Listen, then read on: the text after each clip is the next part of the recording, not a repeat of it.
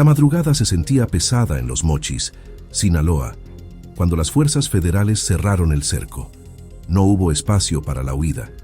En una operación coordinada entre la Secretaría de Seguridad, encabezada por Omar García Harfuch, personal de defensa, la Guardia Nacional y la Fiscalía General de la República, el golpe fue contundente. Aseguraron 24.400 litros de metanfetamina líquida. Fue un hallazgo monumental, el mayor de la actual administración y el segundo más grande en la historia del país. Además de la droga, incautaron precursores químicos, vehículos, cargadores y municiones, desmantelando una pieza clave en el engranaje del crimen organizado. La orden es precisa y no admite tregua: localizar laboratorios, romper las cadenas de suministro y evitar que los venenos sintéticos inunden las calles. Mientras el polvo se asentaba en Sinaloa, el frente se movía hacia el sur. En las costas de Guerrero, la Marina desplegó un operativo marítimo de precisión. La maniobra interceptó más de 2.1 toneladas de cocaína y terminó con 5 detenidos. Con este golpe, el conteo de la administración actual bajo el mando de la Marina supera ya las 73 toneladas de droga incautadas en aguas mexicanas. En total, las operaciones de las últimas horas impidieron que 6 millones de dosis llegaran a su destino, asestando un golpe directo a las finanzas de los cárteles. La tensión cruzó la frontera. Casi en paralelo, en Arizona, el embajador de Estados Unidos en México, Ronald Johnson, confirmaba otra victoria estratégica: la incautación de un cargamento de armas y 43,000 cartuchos que tenían como objetivo final territorio mexicano. Para Johnson, este decomiso no fue casualidad, sino el triunfo de la tecnología de inspección aplicada con rigor. 2 países, 2 frentes, una misma batalla contra la criminalidad que intenta, sin éxito, ganar terreno. La cooperación binacional comienza a mostrar grietas en la estructura de los grupos delictivos. La misión central es atacar de raíz las acciones del narco y las células delictivas. Para lograrlo, el gobierno de México ha aumentado el entrenamiento de sus fuerzas armadas y de inteligencia militar, enfocándose en localizar blancos estratégicos y ponerle punto final a la distribución de sustancias nocivas para la salud. Con estas acciones, vemos claramente que la estrategia de seguridad de Omar García Harfuch avanza a toda marcha, dando resultados.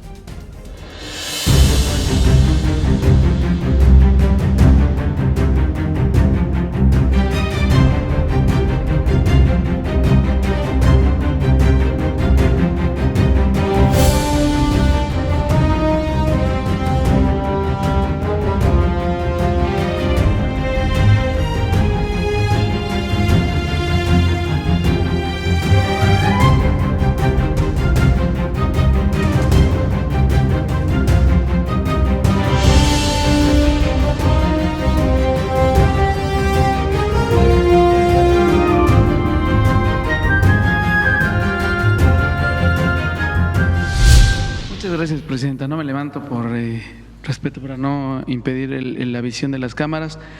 Primero, preguntarle acerca de un tema de seguridad. Ayer fuerzas federales anunciaron el decomiso de 24,000 litros de metanfetamina líquida en Sinaloa. ¿Qué impacto tiene en las organizaciones criminales este golpe? Bueno, ya lo informa el Gabinete de Seguridad. Fue una buena incautación y se sigue trabajando, es parte del trabajo cotidiano del Gabinete de Seguridad. Perfecto. Y también preguntarle sobre el decomiso en Arizona de 43,000 cartuchos de munición. Era importante, usted destacaba que era importante que se trabajara en el decomiso de armamento desde los Estados Unidos hacia México. Es un buen ejemplo de cómo hay comunicación, porque habría que ver cuántas incautaciones de armas, municiones ha habido en Estados Unidos previo a la llegada del presidente Trump. Nosotros hemos insistido muchísimo en que, así como nosotros ayudamos a que no llegue droga a los Estados Unidos, ellos tienen que trabajar para que no pasen armas a México. Y ha habido acciones importantes, una de ellas es esta que comentas, de esta detención en el caso de los Estados Unidos, en particular en Arizona.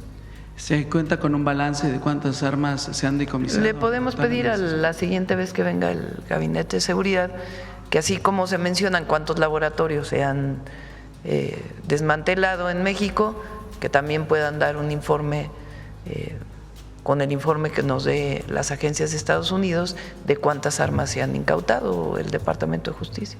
Se reitera este llamado de que se sigan haciendo esta clase de operativos y de decomisos en la frontera. Sí, México, nosotros hacemos nuestro trabajo todos los días, desde la atención a las causas hasta la coordinación permanente para poder detener a presuntos delincuentes, generadores de violencia.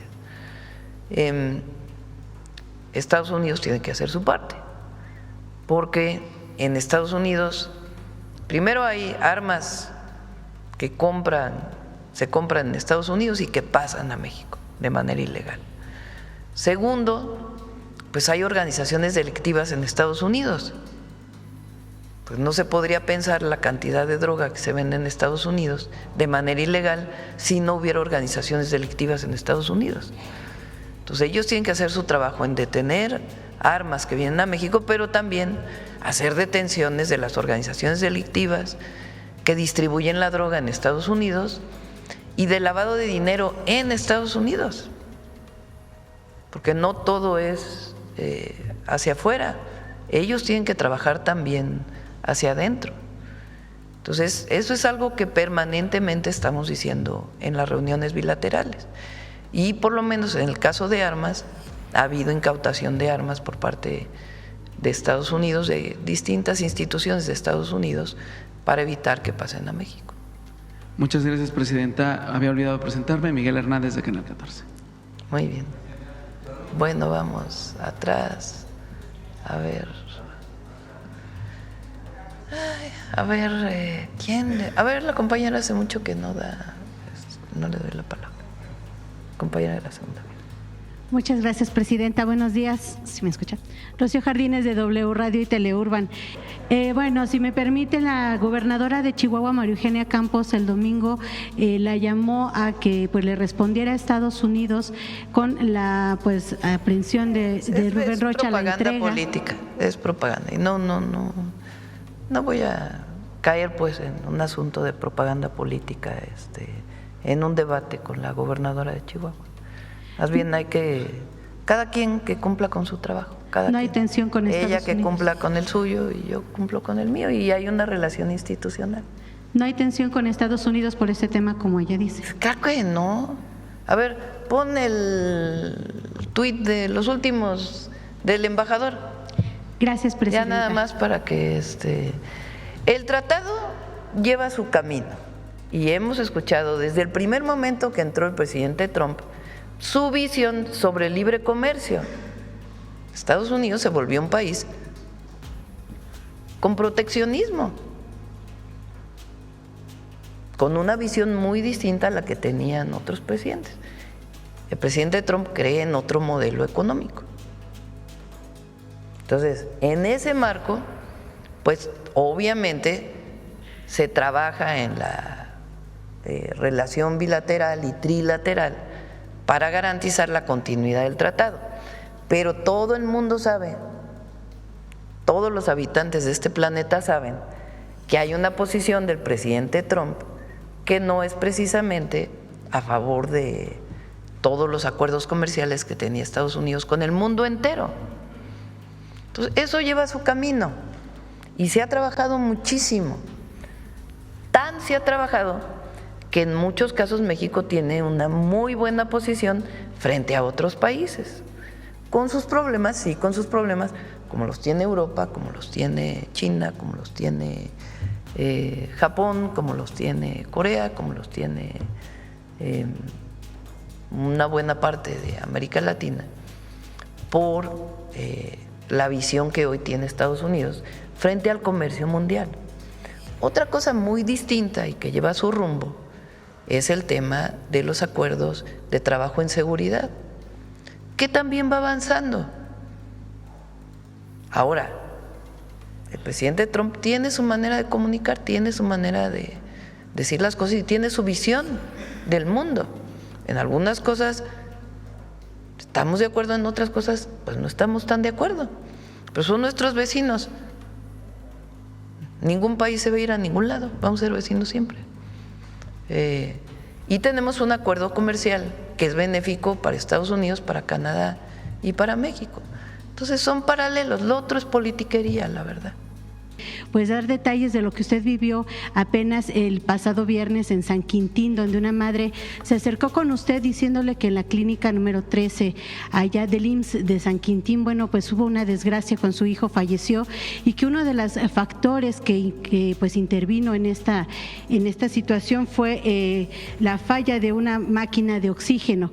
Usted le respondió que ya se está arreglando. Quisiera saber si nos pudiera usted comentar sobre esto que usted vivió y de qué forma ya se está arreglando y se está apoyando a esta madre. Esto que mencionó esta persona fue hace tiempo, no fue reciente.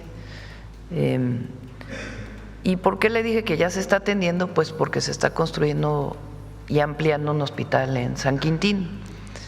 Lo que antes era el IMSS Coplamar, ahora pasó a ser parte del IMSS ordinario. ¿Qué era el IMSS Coplamar? Un sistema de atención vinculado con el IMSS universal, donde se atendía a todas y a todos, no solamente a los derechohabientes. Con la creación del IMSS Bienestar siempre estuvo la decisión de si pasaba ese sistema al IMSS Bienestar completo o se quedaba en el IMSS, y se le paga al IMSS la atención de personas que no son derechohabientes.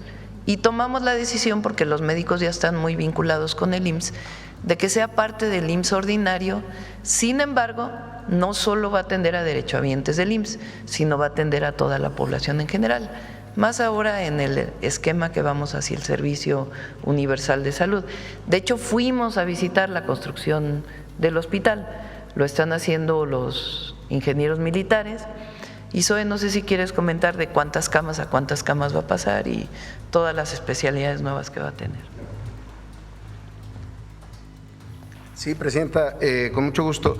Efectivamente, como lo ha mencionado la Presidenta, este hospital particularmente de San Quintín, construido en 1997, que es el único de este modelo Coplamar, que luego fue Solidaridad y demás, que atendía y atiende, sigue atendiendo a personas sin seguridad social.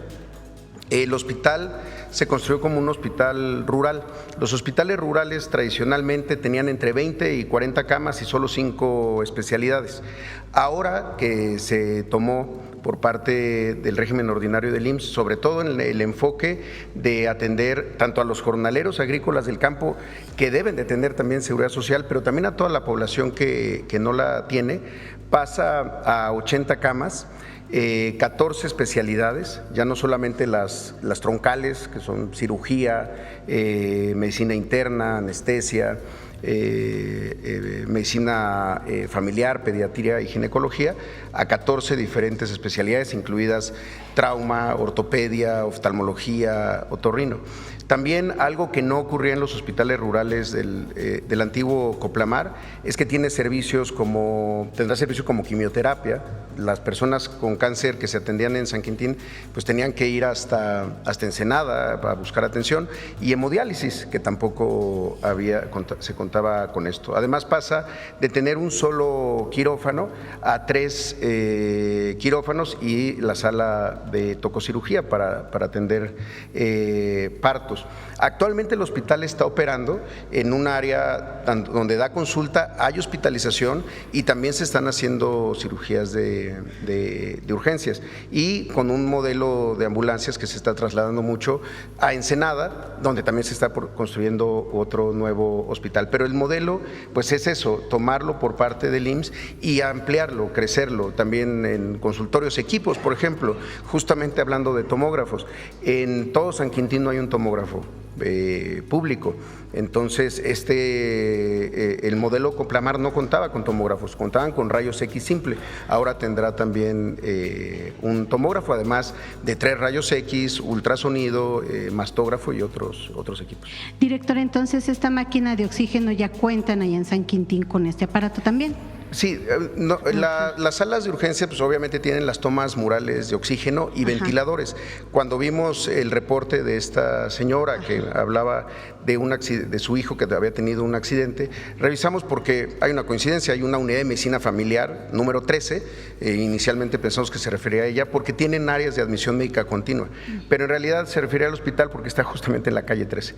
Entonces, pero vaya, estamos buscando hacia atrás los registros para ver en qué momento pudo haber entrado un paciente por urgencia después de un accidente, que desde luego estamos haciendo esa revisión y sí, las salas de urgencia siempre deben de tener ventiladores para atender a los pacientes que ahí llegan. Estamos investigando en qué momento fue exactamente este caso.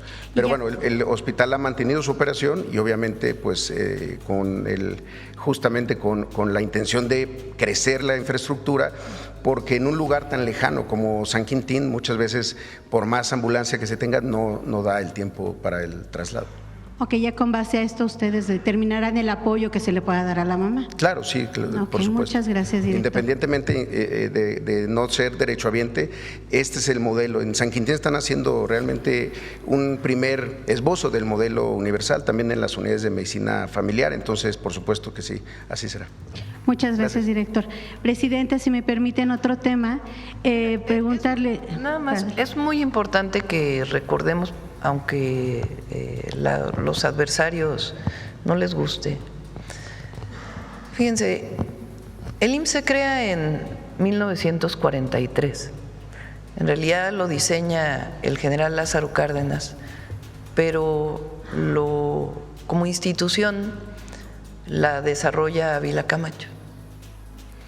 De 1943 a 1982 se construyeron 27,000 camas, es así, ¿verdad? Siempre me equivoco con él. 29,000 camas. O sea, en todos los hospitales del país, 29,000 camas de hospital. Pues viene el periodo neoliberal y entre 1983 y el 2018 se construyen solamente 4,000 camas. Mientras sigue creciendo la población. Pues imagínense ustedes el rezago del IMSS. O sea, ¿cómo es posible que en 36 años, que los primeros 40 se construyan 29,000 y en los siguientes 36, 4,000 camas nada más? Por supuesto que ¿qué es lo que se genera en el Instituto Mexicano del Seguro Social? Pues una saturación tremenda en las unidades de medicina familiar y en los hospitales, porque va creciendo la población y no crecen los hospitales y las unidades de medicina familiar al mismo tiempo que crece la población. Y entonces, ¿qué ocurre? Se satura.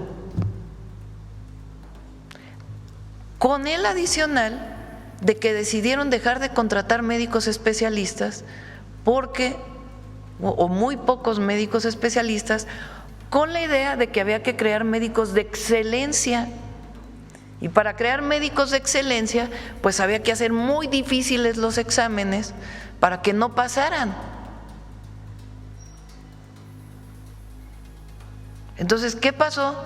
Se contratan menos médicos especialistas, se forman menos médicos especialistas y solo se construyen 4,000 camas en 36 años. Pues claro, en el 2018, cuando se recibe el IMSS, o 2019 ya, porque el presidente López Obrador entró en diciembre del 18, en el 19, pues hay un problemón en el IMSS. Ahora agréguenle que en 2020 hubo una pandemia y entonces prácticamente todos los hospitales del IMSS se tuvieron que dedicar a atender a los enfermos de COVID-19. Quedaron muy poquitos para atender las enfermedades o las operaciones o normales. Entonces, claro, para 2022, cuando ya prácticamente toda la población está vacunada, pues empieza apenas toda la renovación del IMSS. Igual podemos hablar del IMSS Bienestar, que antes era el Seguro Popular, e igual del ISSSTE. O sea, los 36 años fueron, además de todo, la terciarización de los servicios, la privatización de los servicios. Lo privado es mejor que lo público, se gastaban un montón de dinero para beneficiar a unas cuantas empresas que eran las que proveían los medicamentos y los servicios integrales de salud. Entonces los hospitales eran prácticamente cascarones, con pocos médicos y todo contratado por fuera. Entonces, ¿cuál es la visión actual desde el presidente López Obrador y la nuestra? Primero, construir más unidades de medicina, de atención primaria, de atención secundaria y terciaria, que en muchos ya estamos construyendo hospitales que tienen especialidades que supuestamente no eran de los hospitales generales, pero que ahora sí ya tienen, porque tampoco puedes construir pues tantos hospitales. Entonces, con una visión distinta estamos construyendo más hospitales, más unidades de medicina familiar, mejorando lo que había, porque entonces tienes tomógrafos que se compraron en los 90s y que apenas pues estamos renovando todo el equipo que no se tenía. Bueno, además de todo eso, estamos contratando más médicos especialistas y formando más médicos especialistas. Se forman más del doble de médicos especialistas que los que se formaban en el neoliberalismo, porque era absurdo eso de que eran exámenes muy difíciles. En realidad querían que entraran pocos para que todos se fueran a la medicina privada. Esa es la verdad. Entonces, claro, a partir del 2019, ¿cuál es nuestro objetivo?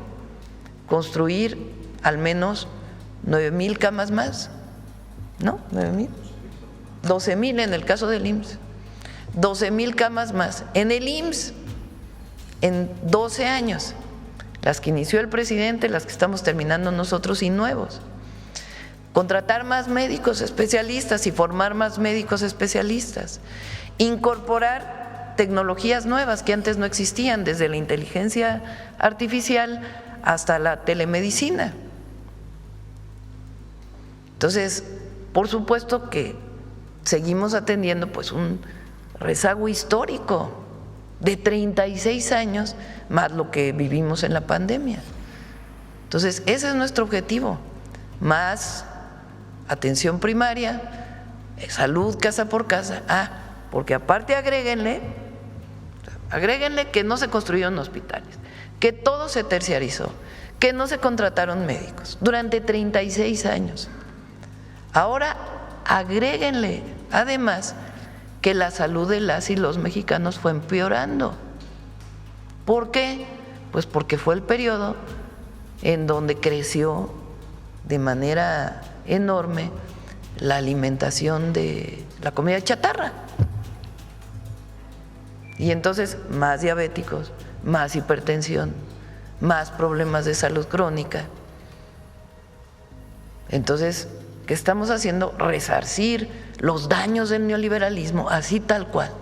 Estamos resarciendo los daños, los profundos daños que generó el neoliberalismo en el sistema de salud y todavía además mejorando, actualizando y potenciando el Servicio Universal de Salud y los sistemas de salud públicos del país.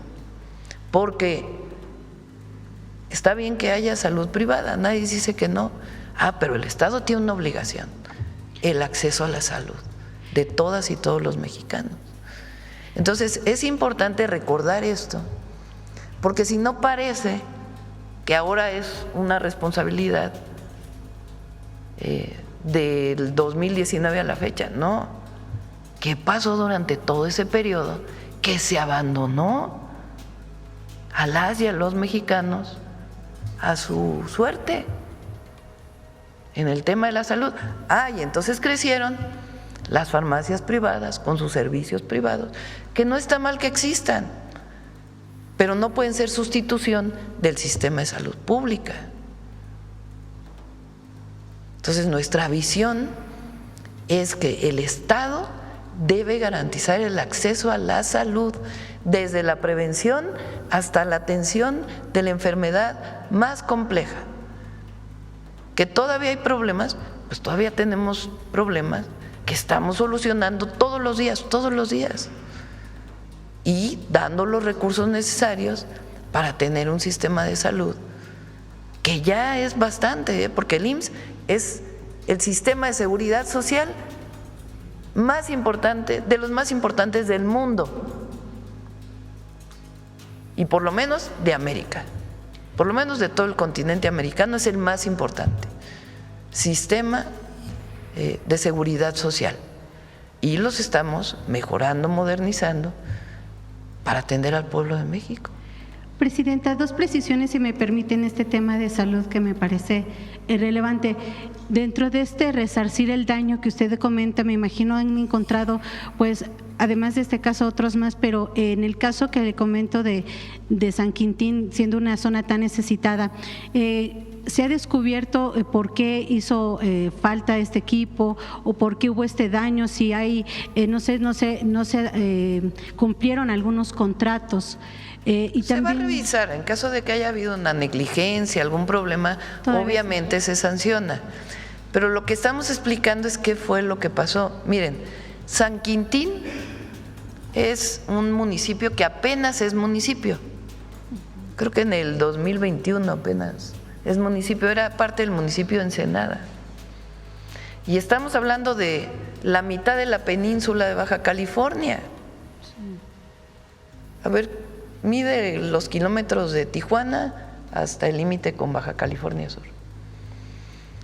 No era municipio, apenas es municipio.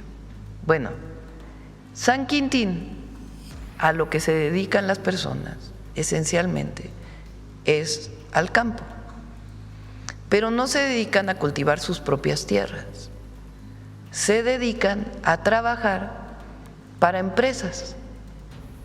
La mayoría de estas empresas exportan, son empresas exportadoras. Muchas de ellas, empresas exportadoras extranjeras, muchas de ellas estadounidenses, algunas mexicanas también. El esquema de contratación de las y los jornaleros agrícolas durante muchísimo tiempo es un esquema de contratación a destajo, como se dice, es decir, no te pago un jornal, sino te pago por lo que recolectas. Durante años se utilizaron plaguicidas que estaban prohibidos en otros lugares del mundo y que en México se seguían utilizando, con empleo no solamente para hombres y mujeres, sino también incluso empleaban niños. No es hasta 2023, creo que se aprobó la ley, la obligatoriedad de que todos los jornaleros agrícolas tengan seguridad social. Y San Quintín ha crecido mucho en población. Entonces, ¿qué estamos haciendo ahora? Un plan de justicia para San Quintín, que empieza con el presidente López Obrador y que nosotros queremos seguir atendiendo. ¿Para qué? Para que los trabajadores tengan seguridad social, todos, sin excepción, independientemente inclusive de su forma de contratación. Si ahora lo hicimos con las plataformas digitales, que es complejísimo, pues evidentemente los jornaleros agrícolas y las jornaleras agrícolas tienen que tener seguridad social. Segundo, tienen que tener vivienda. Tercero, tienen que tener acceso a la educación a todos los niveles. El presidente construyó la Universidad Intercultural. Nosotros, incluso desde primaria, secundaria y preparatorias, porque requieren todavía más escuelas. Y además, el acceso a la salud. Entonces, como dice Zoe, hay veces que tienes que recorrer 200 kilómetros para llegar al hospital? Pues evidentemente tenemos que ampliar los servicios de atención primaria y además fortalecer el hospital y la llegada al hospital con transporte, incluso la adquisición de ambulancias que también vamos a adquirir. Y también en la entrega de medicamentos nos parece muy interesante. Y la entrega de medicamentos. Lo que mencionaba el subsecretario, que de no encontrarse, por ejemplo, sobre todo en las zonas rurales, que ahí están en las tiendas de bienestar. Eso es para salud casa por casa. O sea, en el caso de salud casa por casa, va a haber incluso ya que pasaste por todos los espacios, puedes llegar a la farmacia. En el perdón, en el caso de la salud universal, ahí sí tiene que ser en los centros de salud y en los hospitales. Y esta red de farmacias de las que hablaba el subsecretario, ¿es una red de farmacias de los servicios públicos o también se están apoyando de servicios privados? Eso es lo que estamos revisando. Okay. Ver si hay posibilidad. A ver, si eres un adulto mayor y tienes problema de hipertensión, ya fuiste al centro de salud y por alguna razón se terminaron los medicamentos y todavía no llega el nuevo suministro. Entonces, si no lo encontraste ahí, entonces pues va a haber lugares en donde se esté estas máquinas que ayuden adicionalmente a los medicamentos básicos, sobre todo para enfermedades crónicas. Si ya fuiste al primero, no hay. Ya fuiste al segundo, no hay. Entonces podrás llegar a la farmacia, a alguna red de farmacias primas que nos garanticen que el medicamento es barato. Porque si no, imagínate, se va a generar una perversión ahí de que a lo mejor aquí no hay, y vas y compras en la farmacia a 4 veces el precio del medicamento. Eso no podría ser. ¿Habría un acuerdo en costos? Habría un acuerdo en costos. Okay. Y estamos viendo ese tema solo para salud casa por casa, para los adultos mayores. Muchas gracias, Presidenta. En otro tema, también ante esta, ha habido muchas exigencias por parte de las madres buscadoras, incluso que han dicho que ayer se recibió al Pato Merlín, pero no se les ha recibido a ellas. Insisten en este acercamiento directo con usted. ¿Se prevé este acercamiento, Presidenta? ¿En cuánto tiempo se dará? Miren, yo recibo a muchas madres buscadoras, nada más que no hago propaganda de ello. ¿Con cuántos grupos se ha...? Con grupos no, con personas. Cuando estoy fuera y cuando estoy aquí. La recepción de grupos, de colectivos, lo hace de manera extraordinaria Rosa Isela Rodríguez y Arturo Medina y la compañera de la Comisión de Búsqueda. Ella se reúne cada 15 días. Entonces, lo hace muy bien, muy bien. Entonces, si lo está haciendo muy bien, evidentemente yo recibo un caso, otro caso de casos muy difíciles y muy dolorosos, evidentemente, en donde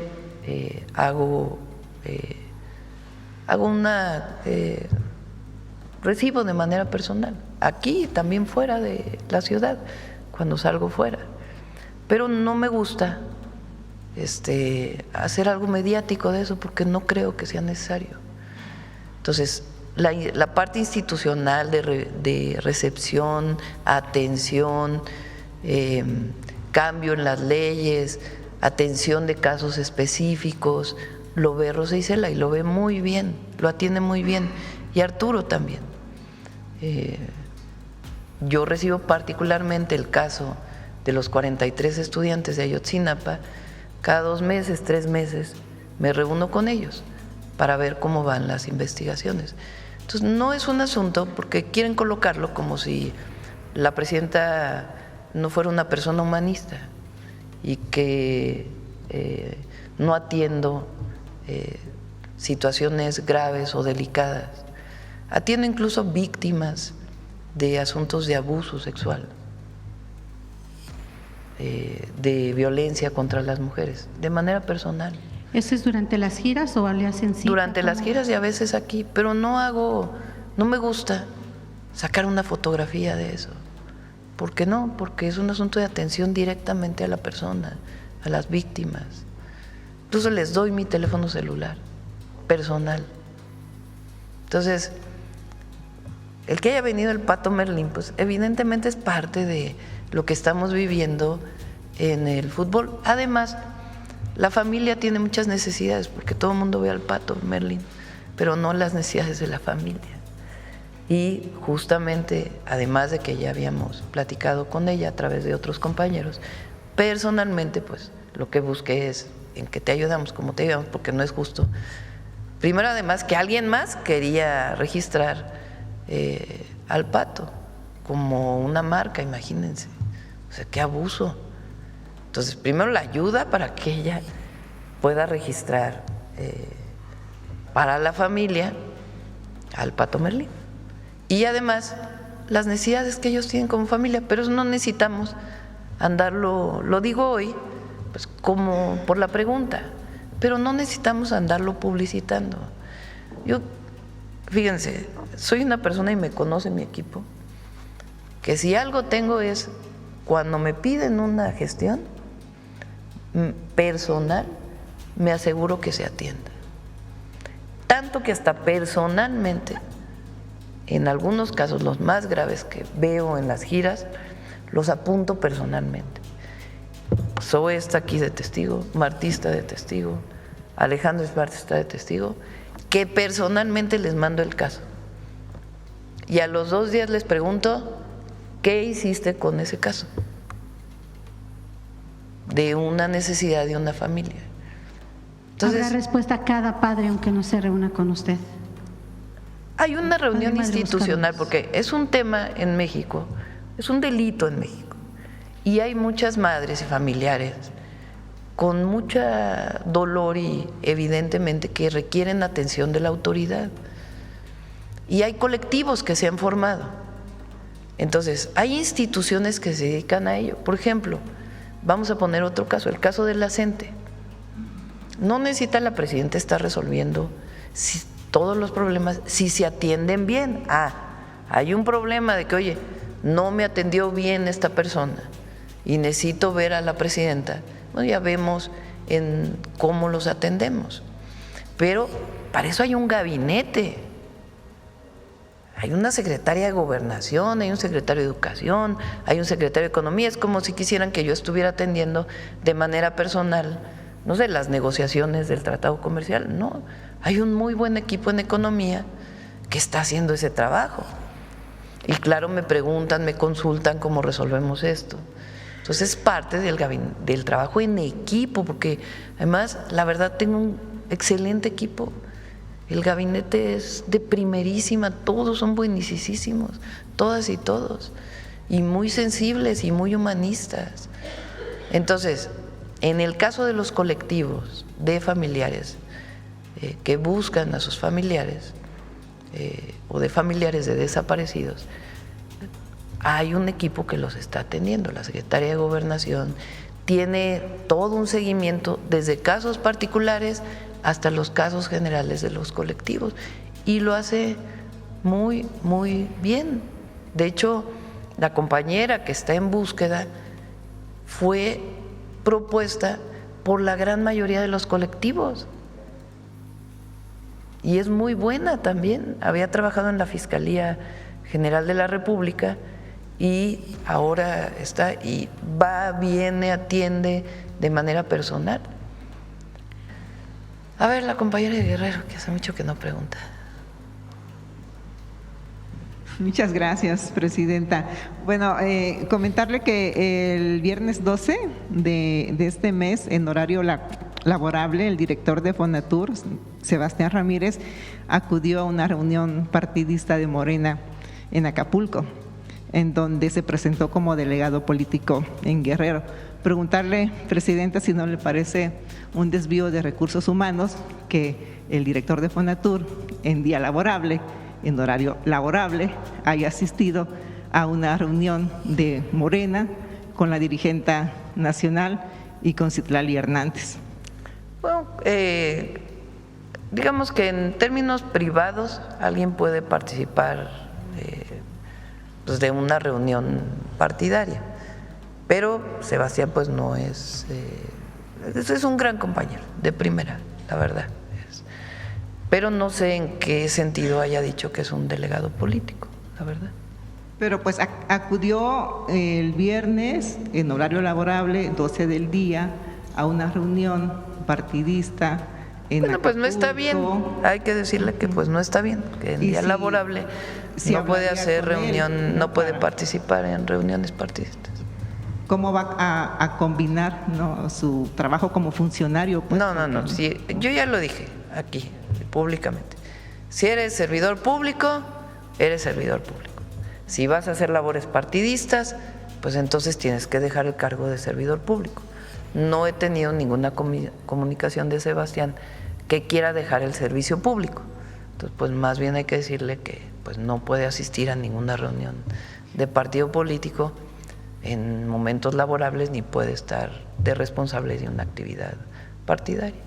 Porque igual le pregunté a su vocera y lo que me respondió es que en realidad les fue a presentar a las dirigentes del partido el programa Acapulco se transforma contigo. Bueno, entonces, puede haber sido. No tengo conocimiento de qué pasó el viernes a las 12 del día, más que lo que me estás diciendo. Entonces, con lo que me dices, pues no está bien si eso hizo Sebastián y fue a una reunión partidaria.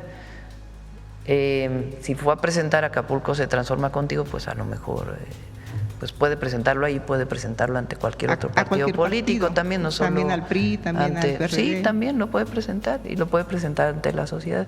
Y está haciendo un muy buen trabajo Sebastián, pero pues sí, que no haga una cosa y la otra, eso sí no se puede. Okay. Muchas gracias, presidenta. Bueno, también quisiera exponerle el caso de la señora Socorro Gil de Acapulco, madre buscadora también, quien desde diciembre de 2018 buscó a su hijo Jonathan Guadalupe Romero Gil, cuya desaparición ha sido vinculada por la familia a presuntos elementos de la Policía Municipal del 2018, en diciembre de 2018. Recientemente la señora Socorro informó que localizó en el CEMEFO de Acapulco un registro de restos humanos con características físicas que coincidían con las de su hijo. La semana pasada dio una conferencia en donde confirmó que estos restos pues sí pertenecen a su hijo Jonathan. Sin embargo, denunció que durante todos estos años había acudido de manera constante a revisar expedientes y registros en ese CEMEFO y que dichos restos nunca le fueron mostrados ni informados, por lo que hoy cuestiona si hubo omisiones, negligencias o irregularidades en el resguardo y la identificación de los cuerpos y le pide su ayuda para que se logre identificar a los más de 70,000 restos humanos que están actualmente en el CEMEFO en Acapulco. Asimismo, también le pide una investigación exhaustiva porque la Fiscalía de Guerrero desapareció de la carpeta de investigación las pruebas que vinculan a los policías que se llevaron a Jonathan en la cancha de la Cron en Acapulco, que la gente vio cómo estos policías se los llevaron. Esto en diciembre de 2018. Bueno, primero que se haga la investigación y vamos a pedirle a la fiscal general de la República, si es necesario que intervenga en este caso. Es un tema pues, difícil de tocar porque es muy doloroso, pero uno de los trabajos que está haciendo la Comisión de Búsqueda y la Secretaría de Gobernación y que coordina la Fiscalía General de la República es la cantidad de personas que fallecieron y que no han sido identificadas, que es un trabajo que necesariamente se tiene que hacer. En el gobierno del presidente López Obrador iniciaron con la identificación de huellas digitales a través de un sistema de información que permita comparar las huellas digitales. Tiene su dificultad hacerlo con el ADN, pero la idea es que se pueda incluso avanzar en ello. Y hay casos muy dolorosos. En este caso, pues hay que ver si en efecto fue alguna autoridad. A nosotros, por ejemplo, nos tocó un caso muy doloroso de cuando fui jefa de gobierno, de un joven que había sido atropellado y que la familia lo buscó por 5 años y que hasta que no se hizo la revisión realmente de los registros con un esquema de revisión, pues no se dieron cuenta de esta situación. Imagínense el dolor de la familia. Entonces, repito, un caso puede ser, o delincuencia puede ser, incluso puede haber participado alguna autoridad, que es ya el menor de los casos, o otro caso de otro tipo de situación en donde la familia no encuentra a su familiar, pues porque no hay un registro adecuado de los CEMEFOS, en efecto. Entonces, uno de los trabajos que está coordinando Rosa Isela y la Fiscalía General de la República, porque le hemos pedido apoyo, tanto por la experiencia de Ernestina como que puede ser, aunque las fiscalías sean autónomas en los estados, pero ella puede coordinar este trabajo, porque es indispensable pues esta identidad para poder conocer si alguno de los familiares que busca alguna familia pues lamentablemente falleció, y en todo caso en qué condiciones se produjo esta situación. Es parte pues de esta actualización, modernización de todos los registros que tiene que haber.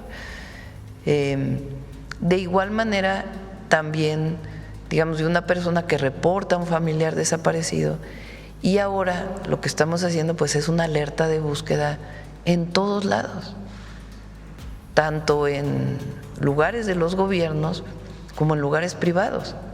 Si usó una tarjeta de crédito, si usó su credencial de lector para un tema, si hay una identidad, de tal manera que la búsqueda se pueda hacer muy rápida.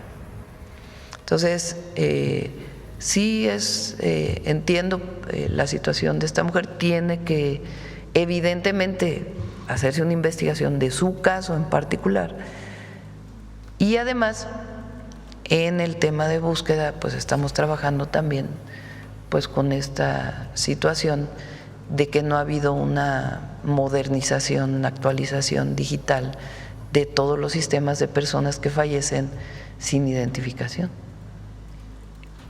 Presidente, ¿usted autorizaría o va a hacer un recurso extraordinario para que justamente se utilice pues la tecnología para la identificación? Sí, lo tienen, lo saben. Porque ahora tiene que haber mucha cooperación de todas las entidades federativas, porque recuerden que es un tema estatal esencialmente. La regulación de los centros en donde llegan las personas que fallecen por alguna razón, y de aquellas personas que fallecen y que no tienen identidad. Entonces, es esencialmente un tema estatal. Entonces, obviamente nosotros no decimos no nos corresponde, claro que nos corresponde coordinar todos los esfuerzos, pero tiene que haber una cooperación muy intensa de todas las entidades federativas para poder ir avanzando en un sistema moderno, único, que está en la ley, pero que no ha podido avanzar lo que debe avanzarse. A estos 70,000 restos que están en el CEMEFO, hace algunos meses también, no sé si haya este número en Acapulco, pues habría que, primero habría que revisar el número. Se suman, hace algunos meses se lo planteé, 500 restos humanos en el Panteón del Palmar también que están sin en todos los casos. Vamos a pedirle a Rosa Isela, tiene pendiente, yo le pedí que al menos cada mes de una conferencia de prensa relacionada con estos temas. Entonces vamos a pedirle a Rosa Isela que pueda dar una conferencia de prensa, y en todo caso invitar a alguien de la Fiscalía General de la República también, para que se comente cómo se está trabajando estos casos y los recursos adicionales que se necesiten para poderles dar identidad. Muchas que gracias. Además pues es algo indispensable, pues cualquier persona tiene derecho a la identidad. Muchas gracias, presidenta. En otro tema, con las recientes reformas del reglamento de tránsito en carreteras y puentes de jurisdicción federal, mediante las cuales la Guardia Nacional cuenta ahora con mayores facultades de supervisión, verificación y sanción de las vías federales, ¿qué mecanismos de transparencia, supervisión y rendición de cuentas contempla su gobierno para brindar certeza al sector transportista, prevenir posibles actos de corrupción, evitar la duplicidad de funciones y algunos criterios contradictorios entre los elementos de la Guardia Nacional y los inspectores de la Secretaría de Comunicación y Transporte, sobre todo para evitar que no se sufran retrasos dobles en las cadenas del suministro por las mismas revisiones, o sea, que haya doble inspección sobre un mismo vehículo, criterios distintos, inspectores. No, hay mucha coordinación. En el gabinete de seguridad vemos por lo menos una vez al mes lo que tiene que ver con robo en carreteras y se presenta conjuntamente entre Secretaría de Infraestructura, Comunicaciones y Transportes y Guardia Nacional. Tienen un nivel de coordinación muy importante y ya vamos a ir presentando nuevas cosas también en carreteras. Les puedo adelantar, estamos haciendo un centro como C5 para carreteras, que ya lo vamos a presentar muy pronto. Gracias. Por último, creo que ya pasaron más de 3. Ya por último, varias autoridades afro de la comunidad de Costa Chica han dicho que hay un trato diferenciado en el plan de justicia que se está haciendo en las comunidades amuzgas y en las afro. Estaba programado. No hay diferencia. Lo que pasa es que hay algunos que van más adelantados que otros, pero se está atendiendo de manera igualitaria. Gracias. Cerramos, vámonos a desayunar, 9:13. Vámonos, muchas gracias, buenos días, nos vemos mañana. Mañana derecho de réplica en la tarde, el jueves a las 4 de la tarde viene el rey de España, el jefe del Estado español.